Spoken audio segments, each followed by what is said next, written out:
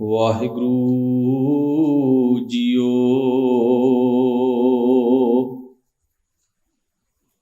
ਸ੍ਰੀ ਰਾਗ ਬਾਣੀ ਭਗਤ ਬੇਣੀ ਜੀਓ ਕੀ।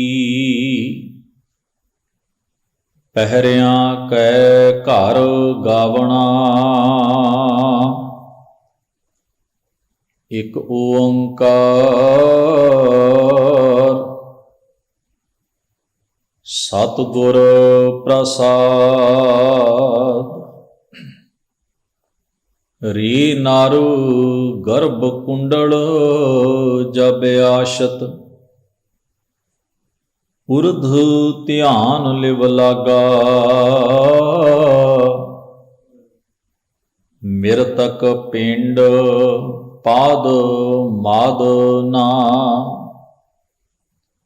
ਅਹਨਿਸ ਏਕ ਅਗਿਆਨ ਸੋ ਨਾਗਾ। ਤੇ ਦਿਨ ਸਮਲ ਕਸ਼ਟ ਮਹਾ ਦੁਖ, ਅਬ ਚਿਤ ਅਦਿਕ ਪਸਾਰਿਆ। ਗਰਭ ਛੋੜ ਮ੍ਰਿਤ ਮੰਡਲ ਆਇਆ, ਤੋ ਨਰ ਹਰ ਮਨਹੁ ਬਿਸਾਰਿਆ। ਫਿਰ ਪਛੁਤਾ ਮਹਿੰਗਾ ਮੂੜਿਆ, ਤੂੰ ਕਵਨ ਕੁਮਤ ਭ੍ਰਮ ਲਾਗਾ। ਚੇਤ ਰਾਮ ਨਾਹੀ ਜਾਮਪੁਰ ਜਾਹੇਗਾ, ਜਨ ਵਿਚਰੈ ਅਨਰਾਧਾ ਰਹਾ। ਬਾੜੂ ਬਿਨੋਦ ਚਿੰਦ ਰਸ ਲਾਗਾ, ਖੇਨੋ ਖੇਨੋ ਮੋਹ ਬਿਆਪੈ। ਰਾਸ ਮੇਸ ਮੇਧ ਅੰਮ੍ਰਿਤ ਬਿਖ ਚਾਖੀ, ਤੋ ਪੰਚ ਪ੍ਰਗਟ ਸੰਤਾਪੈ। ਜਾਪ ਤਪ ਸੰਜਮ ਛੋੜ ਸੁਕ੍ਰਿਤ ਮਤ, ਰਾਮ ਨਾਮ ਨਾ ਆਰਾਧਿਆ। ਉਛਲਿਆ ਕਾਮ ਕਾਲ ਮਤ ਲਾਗੀ, ਤੋ ਆਨ ਸਕਤ ਗਲ ਬੰਧਿਆ। ਤਰੁਣ ਤੇਜ ਪਰ ਤ੍ਰੈ ਮੁਖ ਜੋ ਹੈ, ਸਰ ਅਪਸਰ ਨਾ ਪਛਾਣਿਆ। ਉਨਮਤ ਕਾਮ ਮਹਾ ਬਿਕ ਭੂਲੈ, ਪਾਪ ਪੁੰਨ ਨਾ ਪਛਾਨਿਆ।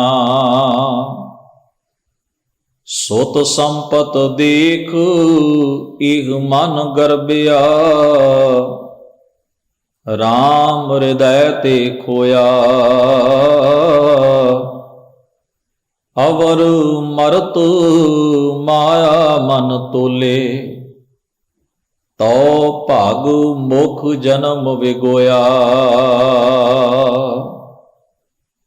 ਪੁੰਡਰ ਕੇਸ ਕੁਸਮ ਤੇ ਧੌਲੇ, ਸਪਤ ਪਾਤਾਲ ਕੀ ਬਾਣੀ। ਲੋਚਨ ਸ਼ਰਮੈ ਬੁੱਧ ਬਲ ਨਾਠੀ, ਤਾਂ ਕਾਮ ਪਵਸ ਮਾਧਾਣੀ। ਤਾਂ ਤੇ ਬਿਖੈ ਪਈ ਮਤ ਪਾਵਸ, ਕਾਇਆ ਕਮਲ ਕੁਮਲਾਣਾ। ਅਵਗਤ ਬਾਣ ਛੋੜ ਮ੍ਰਿਤ ਮੰਡਲ, ਤਉ ਪਾਛੈ ਪਛੁਤਾਣਾ। ਨਿਕੁਟੀ ਦੇਹ ਦੇਖ ਧੁਨ ਉਪਜੈ, ਮਾਨ ਕਰਤ ਨਹੀਂ ਬੂਝੈ। ਲਾਲਚ ਕਰੈ ਜੀਵਨ ਪਦ ਕਾਰਨ, ਲੋਚਨ ਕਛੂ ਨਾ ਸੁਝੈ। ਥਾਕਾ ਤੇਜ ਉੱਡਿਆ ਮਨ ਪੰਖੀ, ਘਰ ਆਂਗਨ ਨਾ ਸੁਖਾਈ। ਬੇਣੀ ਕਹੈ ਸੁਨਹੁ ਰੇ ਭਗਤੋ, ਮਰਨ ਮੁਕਤ ਕਿਨ ਪਾਈ। ਵਾਹਿਗੁਰੂ ਜੀ ਕਾ ਖਾਲਸਾ, ਵਾਹਿਗੁਰੂ ਜੀ ਕੀ ਫਤਿਹ। ਪਰਮ ਸਨਮਾਨਯੋਗ ਗਰੀਬ ਨਵਾਜ ਗੁਰੂ ਗ੍ਰੰਥ ਸਾਹਿਬ ਸਤਿਗੁਰਾਂ ਦੇ ਪਾਵਨ ਹਜ਼ੂਰ, ਸੱਜ ਬੈਠੀ ਗੁਰੂ ਸਵਾਰੀ ਸਾਧ ਸੰਗਤ ਜੀਓ, ਸਤਿਗੁਰੂ ਦੀ ਪਾਵਨ ਬਾਣੀ ਦੇ ਪਾਠ, ਗੁਰਬਾਣੀ ਦੇ ਕੀਰਤਨ ਗੁਰੂ ਸਵਾਰਿਆਂ ਪਾਸੋਂ ਆਪ ਜੀ ਨੇ ਬੜੇ ਸਤਿਕਾਰ ਸਹਿਤ ਸ਼ਰਵਣ ਕੀਤੇ ਹਨ। ਧੰਨ ਗੁਰੂ ਗ੍ਰੰਥ ਸਾਹਿਬ ਮਹਾਰਾਜ ਦੀ ਪਾਵਨ ਬਾਣੀ ਵਿੱਚ ਭਗਤ ਬੇਣੀ ਜੀ ਦੇ ਕੁੱਲ 3 ਸ਼ਬਦ ਦਰਜ ਹਨ। ਇੱਕ ਸ੍ਰੀ ਰਾਗ ਵਿੱਚ, ਜਿਸ ਦਾ ਹੁਣੇ ਹੀ ਆਪ ਜੀ ਨੇ ਪਾਠ ਸ਼ਰਵਣ ਕੀਤਾ ਹੈ, ਇੱਕ ਰਾਮਕਲੀ ਰਾਗ ਵਿੱਚ, ਤੇ ਤੀਸਰਾ ਸ਼ਬਦ ਪ੍ਰਭਾਤੀ ਰਾਗ ਵਿੱਚ। ਭਗਤ ਬੇਣੀ ਜੀ ਦੇ ਮੁੱਢਲੇ ਜਾਂ ਸਮੁੱਚੇ ਜੀਵਨ ਕਾਲ ਦੀਆਂ ਘਟਨਾਵਾਂ ਦਾ ਕੋਈ ਸਾਨੂੰ ਬਹੁਤਾ ਵੇਰਵਾ ਪ੍ਰਾਪਤ ਨਹੀਂ ਹੁੰਦਾ। ਉਹਨਾਂ ਦੀ ਮੁਬਾਰਕ ਬਾਣੀ ਧੰਨ ਗੁਰੂ ਗ੍ਰੰਥ ਸਾਹਿਬ ਜੀ ਦੀ ਬਾਣੀ ਦੇ ਵਿੱਚ 3 ਸ਼ਬਦਾਂ ਦੇ ਰੂਪ ਵਿੱਚ ਦਰਜ ਹੈ। ਭਗਤ ਜੀ 13ਵੀਂ ਸਦੀ ਵਿੱਚ ਹੋਏ ਨੇ, ਮੱਧ ਪ੍ਰਦੇਸ਼ ਦੇ ਇਲਾਕੇ ਵਿੱਚ। ਭਗਤ ਬੇਣੀ ਜੀ ਦੀ ਬਾਣੀ ਦੇ ਸ਼ਬਦਾਂ ਦੇ ਵਿੱਚ ਥੋੜ੍ਹੀ ਜਿਹੀ, ਇਹਨੂੰ ਆਪਾਂ ਕਠਿਨਾਈ ਕਹਿ ਸਕਦੇ ਹਾਂ, ਮਹਿੰਗਾਈ ਕਹਿ ਸਕਦੇ ਹਾਂ, ਵੀ ਸ਼ਬਦ ਜਿਹੜੇ ਹਨ ਕੁਝ ਸ਼ਬਦਾਵਲੀ ਕਠਿਨ ਹੈ। ਪਰ ਧੰਨ ਗੁਰੂ ਗ੍ਰੰਥ ਸਾਹਿਬ ਮਹਾਰਾਜ ਦੇ ਅਕੀਦੇ, ਸਿਧਾਂਤ, ਫਲਸਫੇ ਦੇ ਮੁਤਾਬਕ ਬਾਕੀ ਸਾਰੇ ਭਗਤ ਗੁਰੂ ਸਾਹਿਬਾਨ ਮਹਾਂਪੁਰਖਾਂ ਦੀ ਬਾਣੀ ਦੇ ਨਾਲ ਭਗਤ ਬੇਣੀ ਜੀ ਦਾ ਜੋ ਖਿਆਲ ਹੈ, ਜੋ ਥੋਟ ਹੈ, ਜੋ ਵਿਚਾਰ ਹੈ, ਉਹ ਸਾਰਾ ਹੀ ਇੱਕ ਸੁਰ ਹੈ। ਉਹਦੇ ਵਿੱਚ ਕੋਈ ਭਰਮ ਜਾਂ ਭੇਦ ਵਾਲੀ ਗੱਲ ਨਹੀਂ। ਭਗਤ ਜੀ ਦਾ ਜਿਹੜਾ ਸ਼ਬਦ ਆਪ ਜੀ ਨੇ ਹੁਣੇ ਸਰਵਣ ਕੀਤਾ ਹੈ, ਗੁਰੂ ਗ੍ਰੰਥ ਸਾਹਿਬ ਜੀ ਦੇ ਅੰਕ ਨੰਬਰ 93 ਉੱਪਰ ਇਹ ਸ਼ਬਦ ਸੁਭਾਇਮਾਨ ਹੈ। ਸ੍ਰੀ ਰਾਗ ਦੀ ਭਗਤ ਬਾਣੀ ਵਿੱਚ ਸ਼ਬਦ ਦੇ ਉੱਤੇ ਸਿਰਲੇਖ ਹੈ, ਸ੍ਰੀ ਰਾਗ ਬਾਣੀ ਭਗਤ ਬੇਣੀ ਜੀਓ ਕੀ। ਸ੍ਰੀ ਰਾਗ ਪਹਿਲਾ ਰਾਗ ਹੈ ਗੁਰੂ ਗ੍ਰੰਥ ਸਾਹਿਬ ਜੀ ਦੇ ਵਿੱਚ। ਬਾਣੀ ਭਗਤ ਬੇਣੀ ਜੀਓ ਕੀ, ਇਹ ਸ਼ਬਦ ਭਗਤ ਬੇਣੀ ਜੀ ਦਾ ਉਚਾਰਨ ਕੀਤਾ ਹੋਇਆ ਹੈ। ਇਸ ਨਾਲ ਇੱਕ ਖਾਸ ਸਿਰਲੇਖ ਦੇ ਵਿੱਚ ਹਦਾਇਤ ਗੁਰੂ ਸਾਹਿਬਾਨ ਵੱਲੋਂ ਦਰਜ ਹੈ, ਉਹ ਹੈ ਪਹਿਰਿਆਂ ਕੈ ਘਰ ਗਾਵਣਾ। ਪਹਿਰੇ ਇੱਕ ਵਿਸ਼ੇਸ਼ ਬਾਣੀ ਹੈ ਗੁਰੂ ਗ੍ਰੰਥ ਸਾਹਿਬ ਦੇ ਵਿੱਚ। ਧੰਨ ਗੁਰੂ ਗ੍ਰੰਥ ਸਾਹਿਬ ਜੀ ਦੇ ਅੰਦਰ ਸ੍ਰੀ ਰਾਗ ਵਿੱਚ 74 ਨੰਬਰ ਅੰਕ ਦੇ ਉੱਤੇ ਇੱਕ ਬਾਣੀ ਦਾ ਸਿਰਲੇਖ ਹੈ, ਸ੍ਰੀ ਰਾਗ ਮਹੱਲਾ ਪਹਿਲਾ, ਪਹਿਰੇ ਘਰ ਪਹਿਲਾ। ਭਾਵ ਕਿ ਸ੍ਰੀ ਰਾਗ ਦੇ ਵਿੱਚ ਪਹਿਲੇ ਪਾਤਸ਼ਾਹ ਦੀ ਬਾਣੀ ਹੈ, ਜਿਸ ਦੇ ਉੱਤੇ ਸਿਰਲੇਖ ਹੈ ਪਹਿਰੇ, ਤੇ ਉਹਦੇ ਨਾਲ ਅੱਗੇ ਦਰਜ ਹੈ ਘਰ ਪਹਿਲਾ। ਤੇ ਇੱਥੇ ਸਤਿਗੁਰੂ ਦਾ ਇਹ ਲਿਖਣ ਤੋਂ ਭਾਵ ਹੈ ਪਹਿਰਿਆਂ ਕੈ ਘਰ, ਵੀ ਪਹਿਰੇ ਕਿਹੜੇ ਘਰ ਵਿੱਚ ਲਿਖੇ ਨੇ? ਪਹਿਲੇ ਘਰ ਵਿੱਚ। ਇਸ ਕਰਕੇ ਸਵਰ ਅਤੇ ਤਾਲ ਨਾਲ ਸੰਬੰਧਿਤ ਇਸ ਨੂੰ ਵੀ ਪਹਿਲੇ ਘਰ ਵਿੱਚ ਹੀ ਗਾਇਆ ਜਾਣਾ ਹੈ। ਕਮਾਲ ਦੀ ਗੱਲ ਹੈ ਵੀ ਉਹ ਪਹਿਰੇ ਵੀ ਸ੍ਰੀ ਰਾਗ ਵਿੱਚ ਦਰਜ ਨੇ, ਤੇ ਭਗਤ ਜੀ ਦਾ ਇਹ ਸ਼ਬਦ ਵੀ ਸ੍ਰੀ ਰਾਗ ਵਿੱਚ ਦਰਜ ਹੈ। ਉਸ ਨੂੰ ਵੀ ਪਹਿਲੇ ਘਰ ਵਿੱਚ ਗਾਇਆ ਜਾਣਾ ਹੈ, ਤੇ ਇਸ ਨੂੰ ਵੀ ਪਹਿਲੇ ਘਰ ਵਿੱਚ ਗਾਇਆ ਜਾਣਾ ਹੈ। ਤੇ ਤੀਜੀ ਜਿਹੜੀ ਸਭ ਤੋਂ ਅਹਿਮ ਸਾਂਝ ਹੈ ਉਹ ਇਹ ਹੈ ਕਿ ਜਿਹੜੇ ਪਹਿਰੇ ਨੇ ਧੰਨ ਗੁਰੂ ਨਾਨਕ ਸਾਹਿਬ ਮਹਾਰਾਜ ਦੇ ਚੌਥੇ ਪਾਤਸ਼ਾਹ ਦੇ, ਉਹ ਜਿਹੜੇ ਪਹਿਰੇ ਸਿਰਲੇਖ ਹੇਠ ਜਿਹੜੇ ਸ਼ਬਦ ਆਉਂਦੇ ਨੇ, ਪਦੇ ਆਉਂਦੇ ਨੇ, ਉਹਨਾਂ ਦੇ ਵਿੱਚ ਮਹਾਰਾਜ ਨੇ ਜੀਵਨ ਦੀਆਂ 4 ਅਵਸਥਾਵਾਂ ਦਾ ਜ਼ਿਕਰ ਕੀਤਾ ਹੈ। ਪਹਿਲੇ ਪਹਿਰੇ ਰਹਿਣ ਕੈ ਵਣਜਾਰਿਆ ਮਿੱਤਰਾ, ਹੁਕਮ ਪਿਆ ਗਰਭਾਸ, ਉਰਦ ਤਪ ਅੰਤਰ ਕਰੇ ਵਣਜਾਰਿਆ ਮਿੱਤਰਾ, ਖਸਮ ਸੇਤੀ ਅਰਦਾਸ। ਇਥੋਂ ਲੈ ਕੇ ਚੌਥੇ ਪਹਿਰੇ ਰਹਿਣ ਕੈ ਵਣਜਾਰਿਆ ਮਿੱਤਰਾ, ਲਾਵੀ ਆਇਆ ਖੇਤ, ਯਾਨੀ ਕਿ ਮਨੁੱਖ ਦੇ ਗਰਭ ਵਿੱਚ ਆਉਣ ਤੋਂ ਲੈ ਕੇ ਫਿਰ ਬਚਪਨ, ਫਿਰ ਜਵਾਨੀ, ਬੁਢੇਪਾ ਤੇ ਮੌਤ, ਸਤਿਗੁਰੂ ਨੇ ਪੜਾਅਵਾਰ ਜ਼ਿੰਦਗੀ ਦੀਆਂ ਇਹਨਾਂ ਅਵਸਥਾਵਾਂ ਦਾ ਜ਼ਿਕਰ ਕੀਤਾ ਹੈ। ਭਾਵ ਕਿ ਸਤਿਗੁਰੂ ਨੇ ਸਾਨੂੰ ਜੀਵਨ ਦੇ ਵੱਖਰੇ ਵੱਖਰੇ ਪੜਾਅ ਸਮਝਾ ਕੇ ਉਮਰ ਦੇ ਪੜਾਅ, ਜਨਮ ਤੋਂ ਲੈ ਕੇ ਮਰਨ ਤੱਕ ਦਾ ਸਾਡਾ ਜਿਹੜਾ ਜ਼ਿੰਦਗੀ ਦਾ ਜਿਹੜਾ ਸਫ਼ਰ ਹੈ, ਉਸ ਨੂੰ 4 ਹਿੱਸਿਆਂ ਵਿੱਚ ਵੰਡ ਕੇ ਉਹਨੂੰ ਪਹਿਰ ਕੇ, ਜਿਵੇਂ ਆਪਾਂ ਕਹਿੰਦੇ ਨਾ ਵੀ 8 ਪਹਿਰ ਹੋ ਗਏ, ਤੇ ਅਸੀਂ ਹਰ ਪਹਿਰ ਤੋਂ ਬਾਅਦ ਜਿਹੜਾ ਉਹ, ਜਿਵੇਂ ਆਪਾਂ ਕਹਿੰਦੇ ਵੀ 4 ਪਹਿਰ, 8 ਪਹਿਰ, 16 ਪਹਿਰ, ਇਸ ਤਰ੍ਹਾਂ ਕਰਕੇ ਸਤਿਗੁਰੂ ਨੇ ਜ਼ਿੰਦਗੀ ਨੂੰ ਦਿਨ ਤੇ ਰਾਤ ਦੇ ਵਿੱਚ ਵੰਡਿਆ ਵੀ ਤੇਰੀ ਜ਼ਿੰਦਗੀ ਦਾ ਇਹ ਪਹਿਰ ਬਤੀਤ ਹੋ ਗਿਆ ਵੀ ਤੂੰ ਜਨਮ ਲਿਆ ਤੇ ਬਚਪਨ ਹੰਢਾਇਆ, ਇੱਕ ਪਹਿਰ ਤੇਰਾ ਗੁਜ਼ਰ ਗਿਆ ਤੂੰ ਜਵਾਨੀ ਮਾਣੀ, ਇੱਕ ਪਹਿਰ ਤੇਰਾ ਗੁਜ਼ਰ ਗਿਆ ਵੀ ਤੂੰ ਬੁਢੇਪੇ 'ਚ ਆ ਗਿਆ, ਇੱਕ ਫਿਰ ਜਦੋਂ ਇਹ ਵੀ ਗੁਜ਼ਰ ਗਿਆ ਤੇ ਫਿਰ ਕੀ ਹੋਏਗਾ, ਮੌਤ ਆਏਗੀ। ਤੋ ਜਿਵੇਂ ਰਾਤ ਦੇ 8 ਪਹਿਰ ਨੇ, ਦਿਨ ਦੇ 8 ਪਹਿਰ ਨੇ, ਕੁੱਲ ਮਿਲਾ ਕੇ 16 ਬਣ ਜਾਂਦੇ ਨੇ। 4 ਤੇ 4 8, 8 ਤੇ 8 16, 4 ਅਵਸਥਾਵਾਂ ਮਹਾਰਾਜ ਨੇ ਗਿਣ ਦਿੱਤੀਆਂ। ਪਹਿਲਾ ਪਹਿਰ, ਦੂਜਾ ਪਹਿਰ, ਤੀਜਾ ਪਹਿਰ, ਚੌਥਾ ਪਹਿਰ। ਤੇ ਇਸੇ ਤਰ੍ਹਾਂ ਮਹਾਰਾਜ ਧੰਨ ਗੁਰੂ ਨਾਨਕ ਸਾਹਿਬ ਮਹਾਰਾਜ ਦੇ ਜਿਹੜੇ ਪਹਿਰੇ ਨੇ, ਉਹਨਾਂ ਵਿੱਚ ਵੀ 4 ਅਵਸਥਾਵਾਂ ਦੇ ਵਿੱਚ ਸਤਿਗੁਰੂ ਨੇ ਆਪਣਾ ਉਪਦੇਸ਼ ਦਿੱਤਾ ਹੈ। ਤੇ ਕਮਾਲ ਦੀ ਗੱਲ ਹੈ ਵੀ ਇਸ ਸ਼ਬਦ ਵਿੱਚ ਵੀ ਇਹਨਾਂ ਹੀ 4 ਅਵਸਥਾਵਾਂ ਦਾ, ਯਾਨੀ ਕਿ ਸ਼ਬਦ ਜਿਹੜਾ ਭਗਤ ਬੇਣੀ ਜੀ ਦਾ ਹੈ, ਸ੍ਰੀ ਰਾਗ ਵਿੱਚ ਹੈ, ਪਹਿਲੇ ਘਰ ਵਿੱਚ ਹੈ, ਤੇ ਇਹਦੇ ਵਿੱਚ ਵੀ 4 ਜੀਵਨ ਦੀਆਂ ਅਵਸਥਾਵਾਂ ਦਾ ਜ਼ਿਕਰ ਕੀਤਾ। ਤੇ ਸਤਿਗੁਰੂ ਗੁਰੂ ਨਾਨਕ ਸਾਹਿਬ ਦਾ ਪਹਿਰੇ ਬਾਣੀ ਜਿਹੜੀ ਹੈ ਉਹ ਵੀ ਪਹਿਲੇ ਘਰ ਵਿੱਚ ਹੈ, ਸ੍ਰੀ ਰਾਗ ਵਿੱਚ ਹੈ, ਤੇ ਉਹਨੂੰ ਵੀ 4 ਹਿੱਸਿਆਂ 'ਚ ਵੰਡ ਕੇ ਸਤਿਗੁਰੂ ਮਹਾਰਾਜ ਨੇ ਜੀਵਨ ਦੀਆਂ 4 ਅਵਸਥਾਵਾਂ ਦਾ ਬਿਆਨ ਕਰਕੇ ਉਪਦੇਸ਼ ਦਿੱਤਾ। ਤੋ ਬਾਣੀ ਦੇ ਜਿਹੜੇ ਅਰਥਕਾਰ ਵਿਦਵਾਨ ਨੇ, ਉਹਨਾਂ ਨੇ ਦਰਜ ਕੀਤਾ ਹੈ ਵੀ ਸਤਿਗੁਰੂ ਗੁਰੂ ਨਾਨਕ ਸਾਹਿਬ ਮਹਾਰਾਜ ਦੇ ਸਾਹਮਣੇ ਭਗਤ ਬੇਣੀ ਜੀ ਦਾ ਸ਼ਬਦ ਹੈ। ਵਿਚਾਰਧਾਰਕ ਸਾਂਝ ਕਿੰਨੀ ਡੂੰਘੀ ਹੈ ਵੀ ਕਈ ਜਗ੍ਹਾ ਦੇ ਉੱਤੇ ਜਾ ਕੇ ਸ਼ਬਦ ਵੀ ਰਲ ਜਾਂਦੇ ਨੇ। ਸ਼ਬਦਾਵਲੀ ਜਿਹੜੀ ਹੈ ਨਾ, ਜੇ ਇਸ ਸ਼ਬਦ ਨੂੰ ਸਾਹਮਣੇ ਰੱਖੀਏ ਤੇ ਗੁਰੂ ਨਾਨਕ ਸਾਹਿਬ ਦੇ ਪਹਿਰੇ ਸਾਹਮਣੇ ਰੱਖੀਏ, ਤੇ ਮਾਰੂ ਰਾਗ ਵਿੱਚ ਮਹਾਰਾਜ ਗੁਰੂ ਨਾਨਕ ਸਾਹਿਬ ਜੀ ਦਾ ਜਿਹੜਾ ਸੋਹਲਾ ਹੈ ਉਹਨੂੰ ਵੀ ਸਾਹਮਣੇ ਰੱਖੀਏ, ਤੇ ਉਹਨਾਂ ਦੀ ਆਪਸ ਵਿੱਚ ਸ਼ਬਦਾਵਲੀ ਵੀ ਜਿਹੜੀ ਹੈ, ਲਫ਼ਜ਼ ਵੀ ਜਿਹੜੇ ਨੇ ਉਹ ਹੂ ਬਹੂ ਜਿਹੜੇ ਨੇ ਕਈ ਜਗ੍ਹਾ ਤੇ ਜੁੜਤ ਵਿੱਚ ਇਕੱਠੇ ਹੀ ਆ ਜਾਂਦੇ। ਇਹਦਾ ਮਤਲਬ ਹੈ ਵੀ ਬਾਣੀ, ਇੱਕ ਬਾਣੀ ਦੀ ਸ਼ਬਦਾਵਲੀ ਦੂਜੇ ਮਹਾਂਪੁਰਖ ਦੀ ਬਾਣੀ ਨਾਲ ਮਿਲਦੀ ਹੈ, ਵਿਚਾਰ ਮਿਲਦਾ ਹੈ, ਥਾਟ ਮਿਲਦਾ ਹੈ, ਉਪਦੇਸ਼ ਮਿਲਦਾ ਹੈ। ਇਸੇ ਕਰਕੇ ਅਸੀਂ ਸਮਗਰ ਸਮੁੱਚੀ ਬਾਣੀ ਨੂੰ ਬਾਣੀ ਰੂਪ ਵਿੱਚ ਆਖਦੇ ਹਾਂ, ਗੁਰੂ ਰੂਪ ਵਿੱਚ ਆਖਦੇ ਹਾਂ। ਤੋ ਅਸੀਂ ਇਸ ਸ਼ਬਦ ਦੇ ਰਹਾਉ ਦੇ ਬੰਦ ਨੂੰ ਵਿਚਾਰੀਏ। ਇਸ ਤੋਂ ਪਹਿਲਾਂ ਇਹਦੇ ਉੱਪਰ ਸੰਖੇਪ ਰੂਪ ਵਿੱਚ ਮੰਗਲਾਚਰਨ ਦਰਜ ਹੈ। ਇੱਕੋ ਓੰਕਾਰ ਸਤਿਗੁਰ ਪ੍ਰਸਾਦ। ਉਹ ਪਰਮੇਸ਼ਰ ਪ੍ਰਭੂ ਅਕਾਲ ਪੁਰਖ ਇੱਕ ਹੈ, ਇੱਕ ਰਸ ਸਾਰੀ ਕਾਇਨਾਤ ਵਿੱਚ ਵਿਆਪਕ ਹੈ, ਸਦੀਵ ਕਾਲ ਰਹਿਣ ਵਾਲੀ ਹਸਤੀ ਹੈ ਉਹ, ਤੇ ਗੁਰੂ ਦੇ ਬਖਸ਼ੇ ਹੋਏ ਅਨੁਭਵ ਸਦਕਾ, ਬਖਸ਼ਿਸ਼ ਸਦਕਾ ਉਸ ਦਾ ਅਨੁਭਵ ਜੀਵ ਨੂੰ ਹੁੰਦਾ ਹੈ। ਰਹਾਉ ਦਾ ਬੰਦ ਹੈ, ਫਿਰ ਪਛਤਾਵੇਂਗਾ ਮੂੜਿਆ, ਤੂੰ ਕਵਨ ਕੋ ਮਤ ਭ੍ਰਮ ਲਾਗਾ। ਹੇ ਮੂਰਖ, ਊੜਕ ਨੂੰ ਤੇਰੇ ਪੱਲੇ ਪਛਤਾਵਾ ਹੀ ਪਵੇਗਾ।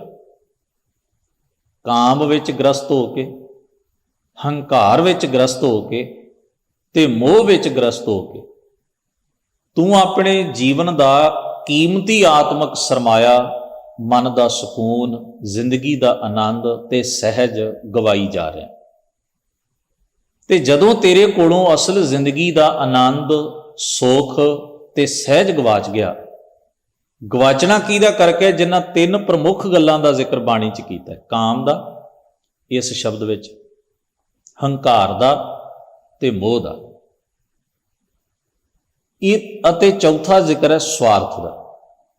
ਜਦੋਂ ਤੂੰ ਇਹਨਾਂ 3-4 ਚੀਜ਼ਾਂ ਵਿੱਚ ਖੱਪ ਕੇ ਆਪਣੀ ਜ਼ਿੰਦਗੀ ਦੇ 4 ਪਹਿਰ ਹੀ ਗਵਾ ਲੈ, ਤੂੰ ਜਵਾਨੀ ਵੀ ਗਵਾ ਲਈ, ਬਚਪਨ ਵੀ ਗਵਾ ਲਿਆ, ਬੁਢੇਪਾ ਵੀ ਗਵਾ ਲਿਆ, ਯਾਨੀ ਕਿ ਤੇਰੀ ਸੁਰਤ ਵਿਕਾਰਾਂ ਵਿੱਚ ਹੀ ਉਲਝੀ ਰਹੀ, ਤੇ ਤੂੰ ਜ਼ਿੰਦਗੀ ਦਾ ਕੀਮਤੀ ਸਰਮਾਇਆ ਜਿਸ ਵੇਲੇ ਗਵਾ ਬੈਠੇਗਾ ਤੇ ਫਿਰ ਪਛਤਾਵੇ ਤੋਂ ਬਿਨਾਂ ਤੇਰੇ ਕੋਲ ਕੀ ਰਹੇਗਾ।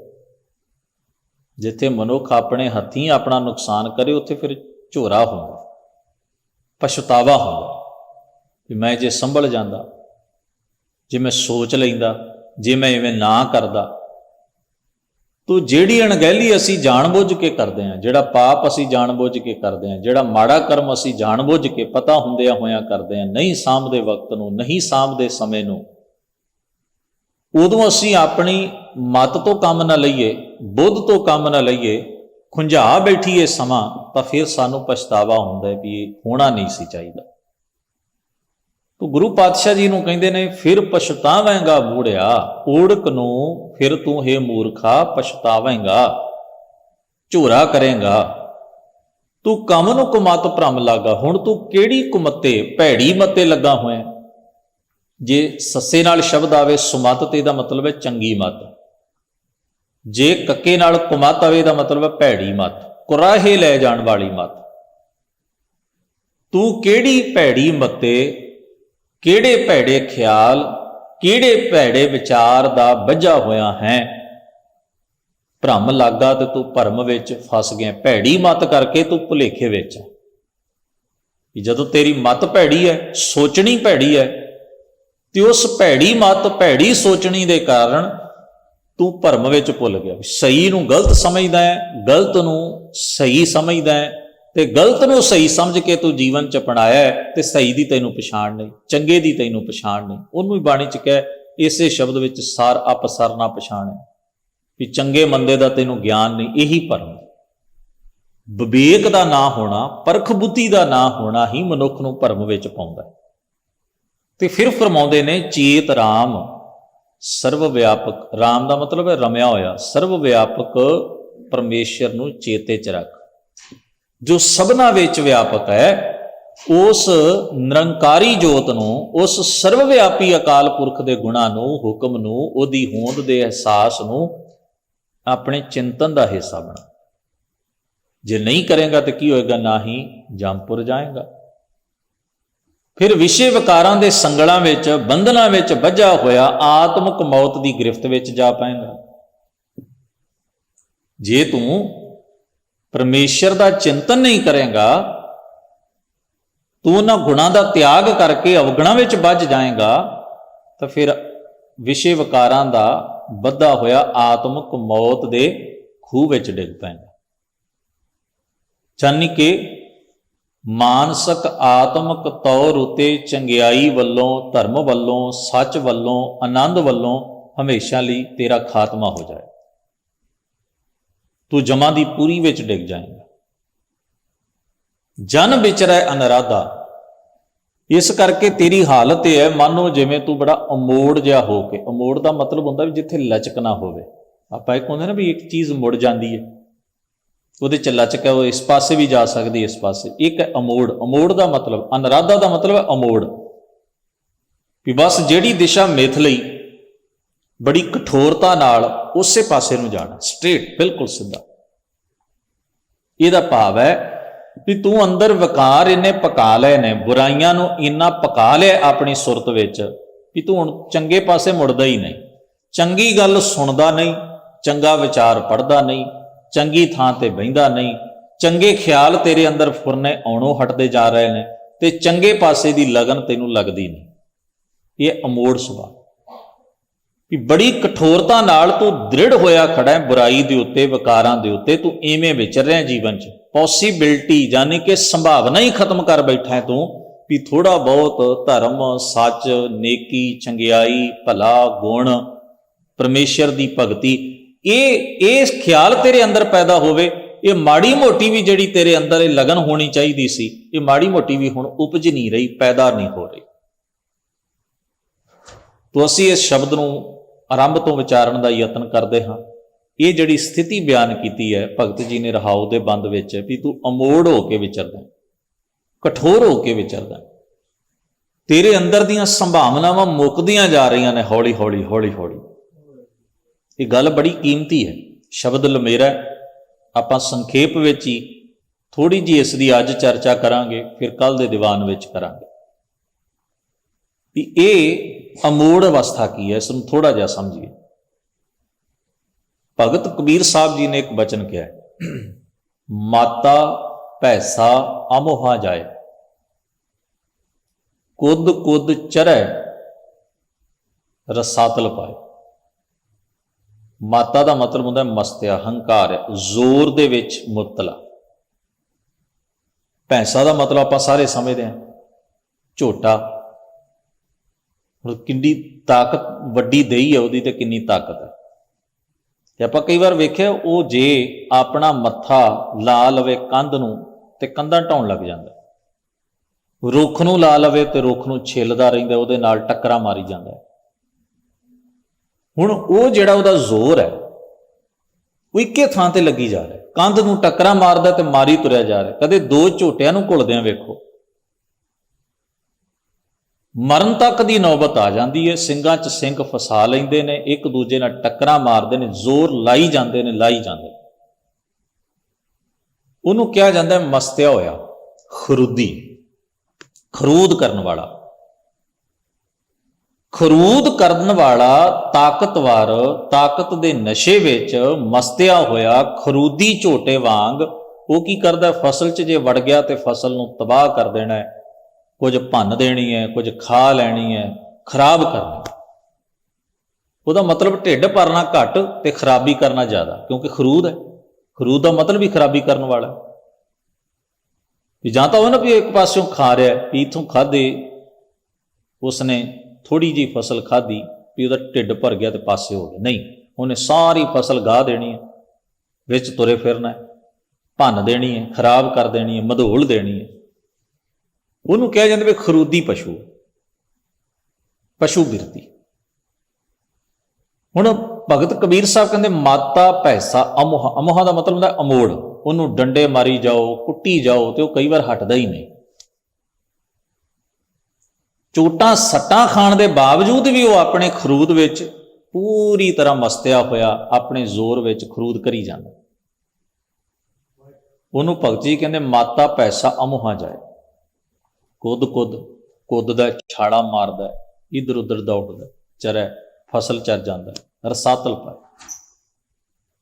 ਤੇ ਫਿਰ ਅਖੀਰ ਨੂੰ ਡਾਂਗਾ ਹੀ ਖਾਂਦਾ। ਫਿਰ ਕਿਸਾਨ ਉਹਨੂੰ ਨਰੜ ਕੇ ਬੰਨ੍ਹ ਦਿੰਦਾ, ਕਈ ਵਾਰ ਭੁੱਖਿਆਂ ਵੀ ਰੱਖਦਾ ਕਿ ਇਹਦਾ ਖਰੂਦ ਘਟੇ। ਸੋ ਇਹਦਾ ਭਾਵ ਇਹ ਹੈ ਵੀ ਜਿਸ ਵੇਲੇ ਉਹ ਫਸਲ ਖਰਾਬ ਕਰੇਗਾ, ਖਰੂਦ ਕਰੇਗਾ, ਤਬਾਹੀ ਕਰੇਗਾ, ਨੁਕਸਾਨ ਕਰੇਗਾ, ਤੇ ਫਿਰ ਸਜ਼ਾ ਵੀ ਭੋਗੇਗਾ। ਐਸੀ ਇੱਕ ਉਦਾਹਰਣ ਉਹਨਾਂ ਨੇ ਹੋਰ ਦਿੱਤੀ ਹੈ। ਖੈਰ, ਆਪਾਂ ਇਸ ਭਾਵ ਨੂੰ ਸਮਝੀਏ।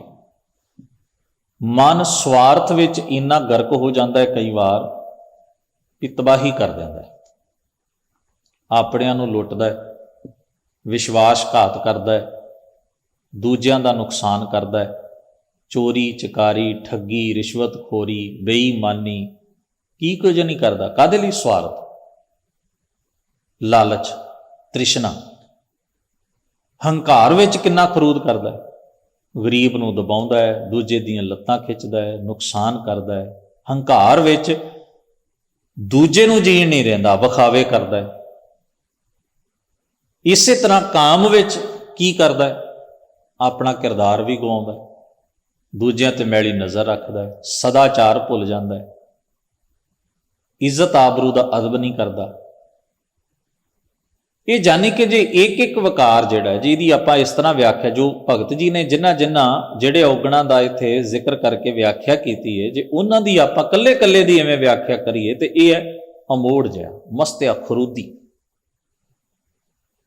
ਤੋ ਉਹੋ ਜੀ ਸਥਿਤੀ ਵਿੱਚ ਇਹ ਪਹੁੰਚਿਆ ਹੋਇਆ। ਕਹਿੰਦੇ ਜਨ ਵਿਚਰੈ ਨਰਾਦਾ, ਤੂੰ ਐਵੇਂ ਵਿਚਰ ਰਿਹਾ ਹੈ ਜੀਵਨ ਵਿੱਚ, ਤੇਰੀ ਇਹ ਹਾਲਤ ਹੋਈ ਪਈ ਹੈ ਵੀ ਚੰਗਿਆਈ ਦੀ ਤੇਰੇ ਅੰਦਰੋਂ ਹੌਲੀ ਹੌਲੀ ਸੰਭਾਵਨਾ ਹੀ ਮੁੱਕ ਗਈ ਹੈ, ਤੇ ਤੂੰ ਐਨ ਸਿੱਧਾ ਹੋ ਕੇ, ਖਰੂਦੀ ਜਿਹਾ ਬਣ ਕੇ, ਅਮੋੜ ਜਿਹਾ ਹੋ ਕੇ, ਕਠੋਰ ਜਿਹਾ ਹੋ ਕੇ ਬੁਰਾਈ ਦੇ ਰਾਹ ਤੇ ਤੁਰਿਆ ਜਾ ਰਿਹਾ। ਤਾਂ ਉਹਨਾਂ ਨੇ ਆਰੰਭ ਦੇ ਬਚਨ ਵਿੱਚ ਫਰਮਾਇਆ, ਉਹਨਾਂ ਨੇ ਆਪਣਾ ਵਿਚਾਰ ਕਿੱਥੋਂ ਆਰੰਭ ਕੀਤਾ? ਮਾਤਾ ਦੇ ਗਰਭ, ਜਦ ਕਿ ਜਿੱਥੋਂ ਸਾਡੀ ਪੈਦਾਇਸ਼ ਹੋਈ। ਰੀਏ ਨਰ ਹੇ ਮਨੁੱਖ, ਗਰਭ ਕੁੰਡਲ ਜਬ ਆਸ਼ਤ।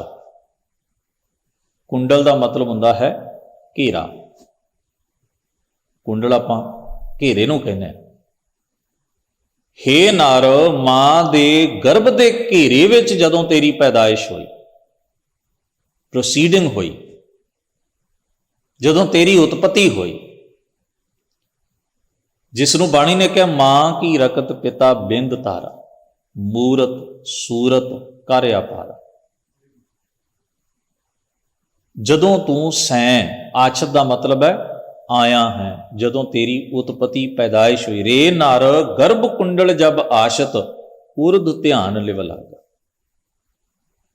ਉਦੋਂ ਤੇਰੀ ਲਗਨ ਉੱਚੀ ਸੀ।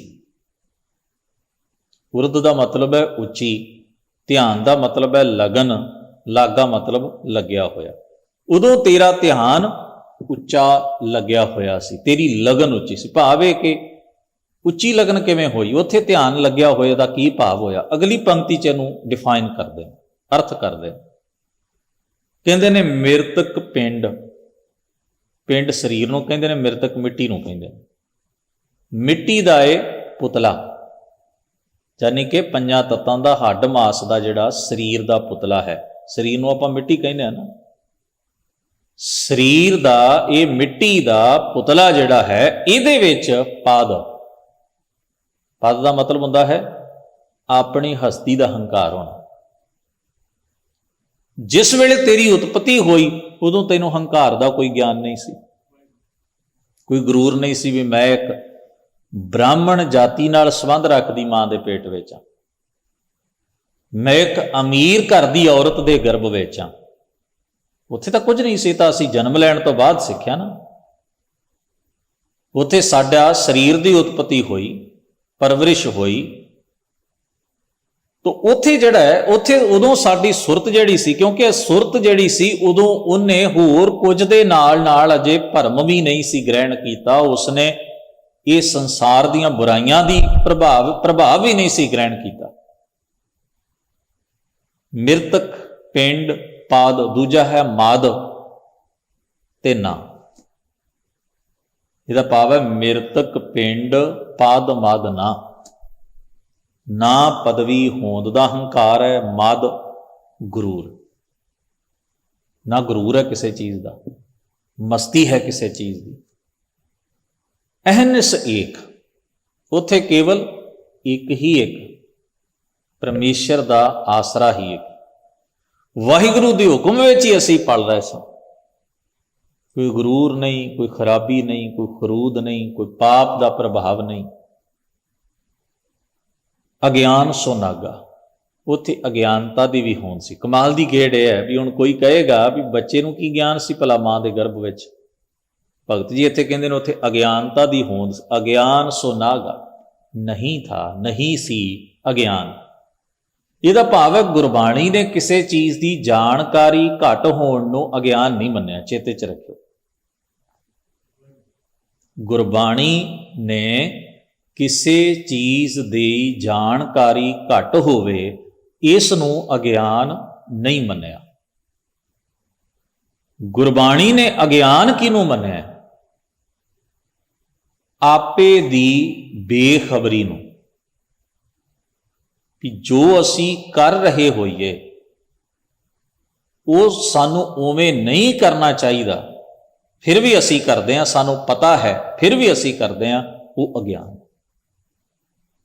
ਤੋ ਗਿਆਨ ਅਗਿਆਨ ਦੀ ਪਰਿਭਾਸ਼ਾ ਵੀ ਮਹਾਰਾਜ ਦੀ ਬਣ ਜੇ। ਸਤਿਗੁਰੂ ਨੇ ਕੇਵਲ ਪੜ੍ਹਨ ਲਿਖਣ ਤੋਂ ਵਿਰਵੇ ਬੰਦੇ ਨੂੰ ਅਗਿਆਨੀ ਮੰਨਿਆ ਹੁੰਦਾ ਤੇ ਇਹ ਬਚਨ ਥੋੜੀ ਕਹਿਣਾ ਸੀ, ਜੋ ਪ੍ਰਾਣੀ ਗੋਬਿੰਦ ਧਿਆਵੈ, ਪੜ੍ਹਿਆ ਅਣਪੜ੍ਹਿਆ ਪਰਮਗਤ ਪਾਵੈ। ਤੋ ਇਹ ਸਮਝੀਏ ਵੀ ਗਿਆਨ ਤੇ ਅਗਿਆਨ ਦਾ ਗੁਰਮਤਿ ਦੇ ਦਾਇਰੇ ਵਿੱਚ, ਸੰਦਰਭ ਵਿੱਚ ਕੀ ਅਰਥ ਹੈ। ਤੋ ਫਰਮਾਉਂਦੇ ਨੇ ਤੇ ਦਿਨ ਸੰਮਲ, ਉਹ ਦਿਨ ਚੇਤੇ ਕਰ, ਉਹ ਵਕਤ ਚੇਤੇ ਕਰ, ਅਹਿਸਾਸ ਕਰ ਉਸ ਸਮੇਂ ਦਾ। ਕਸ਼ਟ ਮਹਾ ਦੁੱਖ, ਮਾਤਾ ਦੇ ਗਰਭ ਵਿੱਚ ਦੁੱਖ ਵੀ ਸੀ, ਕਸ਼ਟ ਵੀ ਸੀ, ਯਾਨੀ ਕਿ ਉਸ ਵੇਲੇ ਤੇਰੀ ਉਤਪਤੀ ਹੋ ਰਹੀ ਸੀ। ਅਬ ਚਿਤ ਅਦਕ ਪਸਾਰਿਆ, ਪਰ ਹੁਣ ਤੂੰ ਆਪਣੀ ਹਾਲਤ ਵੇਖ, ਤੇਰਾ ਚਿੱਤ ਕਿੰਨੀਆਂ ਚੀਜ਼ਾਂ 'ਚ ਪਸਰਿਆ ਹੋਇਆ। ਹੁਣ ਤੇਰੀ ਬਿਰਤੀ ਜਿਹੜੀ ਹੈ ਕਿੰਨੀ ਭਟਕਣਾ ਵਿੱਚ ਪਈ ਹੋਈ ਹੈ। ਇਹਦਾ ਭਾਵ ਪਤਾ ਕੀ ਹੈ ਵੀ ਜਿਸ ਵੇਲੇ ਸਾਡੀ ਉਤਪਤੀ ਹੋ ਰਹੀ ਉਦੋਂ ਵੀ ਤਾਂ ਉਤਪਤੀ ਪਰਮੇਸ਼ਰ ਨੇ ਬਖਸ਼ਿਸ਼ ਨਾਲ ਕੀਤੀ ਹੈ ਨਾ। ਹੁਣ ਤੇਰਾ ਚਿੱਤ ਪਸਰਿਆ ਹੋਇਆ ਲੋਭ ਕਾਮ ਵਿਸ਼ਿਆਂ 'ਚ ਖੋਰੇ, ਇਹ ਮੇਰਾ ਜੀਵਨ ਹੈ। ਪਰ ਮਹਾਰਾਜ ਇੱਥੇ ਸਮਝਾਉਣ ਦਾ ਯਤਨ ਇਹ ਕਰ ਰਹੇ ਨੇ ਵੀ ਤੇਰੀ ਉਤਪਤੀ ਇੱਕ ਬਖਸ਼ਿਸ਼ ਹੈ। ਤੂੰ ਉਹਨੂੰ ਜੇ ਜੀਵਨ ਨੂੰ ਬਖਸ਼ਿਸ਼ ਵਜੋਂ ਵੇਖੇ ਤਾਂ ਵਿਕਾਰਾਂ ਤੋਂ ਹਟ ਜਾਏ। ਉੱਥੇ ਤਾਂ ਤੇਰਾ ਕੋਈ ਸੰਘਰਸ਼ ਤਾਂ ਨਹੀਂ ਨਾ। ਵਾਹਿਗੁਰੂ ਅਕਾਲ ਪੁਰਖ ਨੇ ਤੇਰੀ ਹੋਂਦ ਖੁਦ ਬਣਾਈ, ਤੇਰੀ ਪਾਲਣਾ ਕੁਦਰਤ ਨੇ, ਕਾਦਰ ਨੇ ਖੁਦ ਕੀਤੀ। ਉੱਥੇ ਤੇਰਾ ਕੁਛ, ਇਹ ਸਾਰਾ ਕੁਝ ਗੋਡ ਗਿਫਟ ਹੀ ਹੈ ਨਾ, ਬਖਸ਼ਿਸ਼ ਹੀ ਹੈ ਨਾ।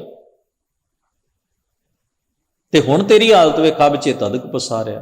ਹੁਣ ਤੂੰ ਚਿੰਤਾਵਾਂ ਤੇ ਝੋਰਿਆਂ 'ਚ ਜੀ ਰਿਹਾ, ਭਟਕਣਾ 'ਚ ਜੀ ਰਿਹਾ। ਅਬ ਚਿਤ ਅਦਕ ਪਸਾਰਿਆ ਮਤਲਬ ਹੁਣ ਤੇਰੀ ਭਟਕਣਾ ਵੇਖ ਕਿੰਨੀ ਹੈ, ਕਿੰਨਾ ਤੂੰ ਡਿਪਰੈਸ਼ਨ ਚੁੱਕੀ ਬੈਠਾ ਹੈ, ਕਿੰਨੀ ਤੂੰ ਭਟਕਣਾ ਚੁੱਕੀ ਬੈਠਾ ਹੈ, ਸੁਰਤ ਨੂੰ ਕਿੱਥੇ ਕਿੱਥੇ ਭਟਕਾਉਣਾ ਹੈ ਤੂੰ। ਫਿਰ ਫਰਮਾਉਂਦੇ ਨੇ, ਗਰਭ ਛੋੜ ਮ੍ਰਿਤ ਮੰਡਲ ਆਇਆ ਤਉ ਨਰਹਰ ਮਨੋਂ ਵਿਸਾਰਿਆ। ਮਾਤਾ ਦੇ ਗਰਭ ਨੂੰ ਛੱਡ ਕੇ ਤੂੰ ਸੰਸਾਰ ਵਿੱਚ, ਜਾਣੇ ਕਿ ਤੂੰ ਜਨਮ ਲੈ ਲਿਆ, ਤੇਰਾ ਬਰਥ ਹੋ ਗਿਆ, ਤੇ ਫਿਰ ਕੀ ਹੈ, ਤਉ ਨਰਹਰ ਮਨੋਂ ਵਿਸਾਰਿਆ। ਹੁਣ ਤੈਨੂੰ ਜਿਸ ਨੇ ਮਾਤ ਗਰਭ ਮੈਂ ਆਪਨ ਸਿਮਰਨ ਦੇਤਾ ਹੈ ਤੁਮ ਰਾਖਣਾ, ਜਿਸ ਨੇ ਤੇਰੀ ਹੋਂਦ ਬਣਾਈ, ਜਿਸ ਨੇ ਤੈਨੂੰ ਮਿੱਟੀ ਦੇ ਪੁਤਲੇ ਨੂੰ ਪੈਦਾ ਕੀਤਾ, ਵਿੱਚ ਸਾਹ ਪਾਏ, ਜਿੰਦ ਪਾਈ, ਤੂੰ ਇਹ ਭੁੱਲ ਗਿਆ ਵੀ ਇਹ ਗੋਡ ਗਿਫਟ, ਇਹ ਬਖਸ਼ਿਸ਼ ਹੈ ਜੀਵਨ। ਹੁਣ ਤੂੰ ਨਰਹਰ, ਸਾਰੇ ਨਰਾਂ ਦਾ, ਸਾਰੀ ਮਾਨਵ ਜਾਤੀ ਦਾ ਪੈਦਾ ਕਰਨ ਵਾਲਾ ਪਰਮੇਸ਼ਰ ਹੁਣ ਤੂੰ ਭੁਲਾ ਬੈਠਾ। ਹੁਣ ਤੂੰ ਉਹਦਾ ਧਿਆਨ ਹੀ ਨਹੀਂ ਵੀ ਉਹ ਵੀ ਕੋਈ ਹੈ, ਉਹਦਾ ਚੇਤਾ ਨਹੀਂ ਕਰਦਾ, ਉਸ ਨੂੰ ਤੂੰ ਭੁੱਲ ਗਿਆ ਹੈ। ਤੋ ਇਹ ਅਸੀਂ ਪਹਿਲਾ ਪਦਾ ਤੇ ਰਹਾਉ ਦਾ ਬੰਦ ਵਿਚਾਰਿਆ। ਇਸ ਸ਼ਬਦ ਦੇ ਅਗਲੇ ਜਿਹੜੇ ਬੰਦ ਹਨ, ਕੁੱਲ 5 ਬੰਦ ਨੇ, 4 ਬੰਦ ਆਪਾਂ ਕੱਲ ਦੇ ਦੀਵਾਨ ਵਿੱਚ ਵਿਚਾਰਨ ਦਾ ਯਤਨ ਕਰਾਂਗੇ। ਸਤਿਗੁਰੂ ਮਿਹਰ ਕਰਨ, ਹੋਈਆਂ ਭੁੱਲਾਂ ਚੁੱਕਾਂ ਦੀ ਖਿਮਾ ਅਦਬ ਸਹਿਤ ਗੁਰੂ ਫਤਿਹ ਨਾਲ ਸਾਂਝ ਬਣਾਓ। ਵਾਹਿਗੁਰੂ ਜੀ ਕਾ ਖਾਲਸਾ, ਵਾਹਿਗੁਰੂ ਜੀ ਕੀ ਫਤਿਹ।